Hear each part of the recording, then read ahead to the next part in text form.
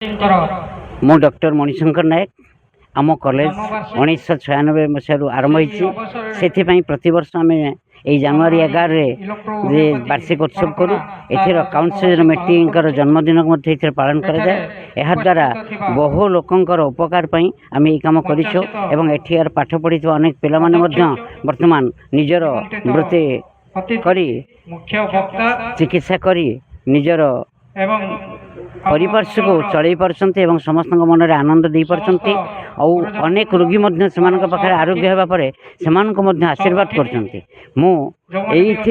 प्रति वर्ष जनवरी 11 करुच्ची मो पिला भितर एक नव जागरण सृष्टि करने संगे संगे एक उन्नति मानर परिवेश को सृष्टि करने मुझे इलेक्ट्रोपैथी लिमिटेड प्लांट भितर तपन कुमार राउत समाजसेवी नीलगिरी आज तो जानी नमर बाहनगा कणकणा अंचल एमती गोटे कॉलेज अच्छी इलेक्ट्रो होमियोपैथिक प्रचार प्रसार ये कॉलेज को एठिकार विद्यालय स्टाफ माने बंचेक रखिंट से मुझे धन्यवाद दूँ। ये कॉलेज केमती अग्रगति हम आगे केमती प्रोग्रेस कर चिंता करूँ आगे केमती उठेबू से बाबद चिंता करूँ।